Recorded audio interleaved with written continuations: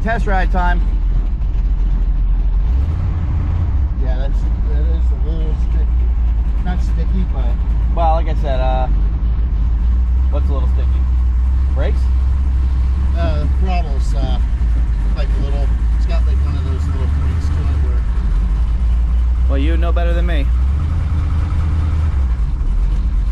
I am going to do the calipers and springs and probably those tubular A-arms and shit.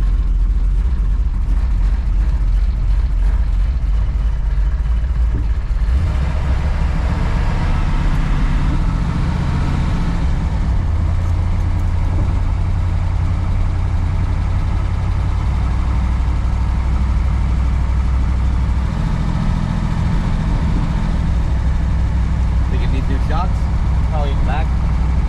Well, I mean, we got it really. I don't even know what's back there.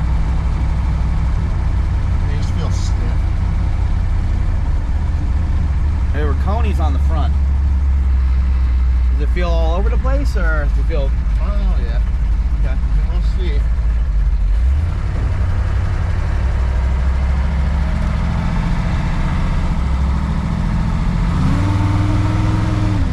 Oh wow! It's pulling, right? I can feel it pull. That's the back tire. Jesus. It's pulling hard, right? Yeah. You think it's from the rear or the front? Back. Back? Yeah. Okay.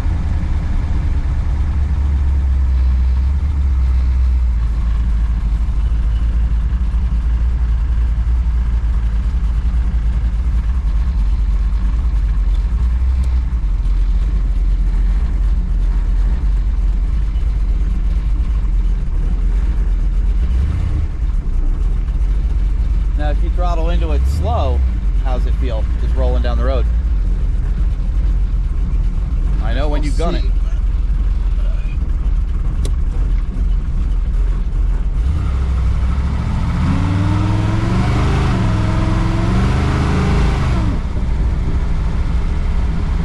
Fucking can't let off fucking fast either, huh? Yeah. The tires, I think, are so out of balance. Let's park it. We'll wait till new tires are on it. These tires are so wonky.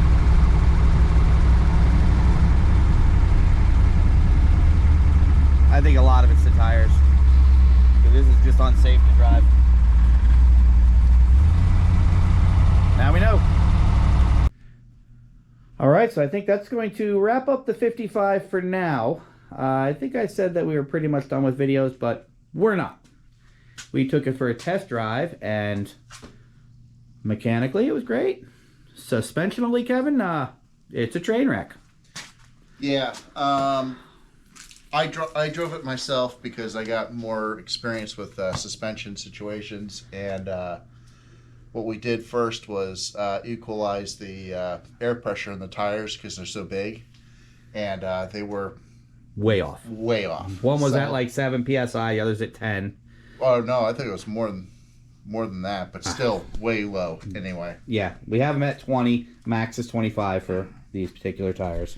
So anywho, I drove it, and what it's doing is the rear axle is transferring Torque? torque in a funny way where the it's making the car side sway. So much torque, the chassis twisted coming off the line. I went under there for the first time, and I saw that it has mono-leaf style leaf springs, which isn't a problem, but there's no track bar. So nothing centering the rear except for those leaf springs with these big ass tires and the leaf springs being so inbound. So I instructed Scott on how to do a track bar setup on this. So we were talking about the track bar, and I'll Yep. go under and show people Alright, exactly what's going on here. I'm gonna be the voiceover guy. So up underneath, So underneath here, there's no track bar. So I instructed Scott to weld 2 tabs on the upper frame rail on the passenger side, yeah, so we're going to be welding tabs up here near the vent. which will, well, that's on the axle tube, but we can start there. Yeah. Start on the axle tube with two brackets that are going to hold a hind up high. And then run it up to the frame up here. And then run it up to the frame with two brackets there. And then it will be adjustable. You want to use a real long track bar so the car doesn't transfer side sway too much. The longer the track bar you can do, the better. Yeah, and you can see here we have probably, I would say, I could easily fit my hand in there. 1.5 inches maybe. And over here, it's not too bad. About 1 inch though. But you can tell the rear's been moved over. You can see the emergency brake is getting waffled now. So also we saw the front the driver's side leaf spring in the front. The bushing looks like it's actually in it may have fell apart. Yeah. So that could up there be a contributing factor that the bushings are squishy. So when you give it a little bit of gas, that the rear's it's going all over the place. Yeah. It's going where it wants to, and it's almost like they're just too wide, like the brackets. yeah. So we'll get it figured out. We got all winter, get this thing up in the air, get it taken apart. You can see, you know, we're squashing the bushing there on the traction bar. That one's not doing anything over there. So it's gonna take a little work, but and we need to do front coil springs. yeah, the coil springs are messed up, which I think we addressed that earlier.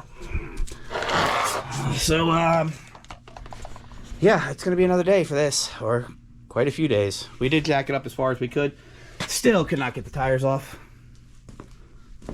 Which when the rear comes down. At that point, we just need to disconnect the leaf springs in the back, and then lift the car up, and it'll droop it. Yeah. And then you can just lift up on the axle a little bit, pull the wheel off. So that's for another video. So for now, at least for a couple weeks, this car's done. Yeah, and everything we said that needs to be done, it's not hard work. It's just you want to make sure that you do everything correctly as far as the geometries of everything. You know, you don't want the track bar diving. You want to try to keep it parallel, all that type of stuff. So, and that'll all be on me apparently. Yep, but you know what? You got phone a friend, right? Yep, I didn't know what a track bar did until today. Yeah, so there you go. Now I'll be installing one. Now you can go to sleep for the rest of the day. You learned something. Yep. So that'll do it, guys. Thanks for watching. Don't forget to like and subscribe, and get your butt off the couch and put a track bar in for Scott. There you go.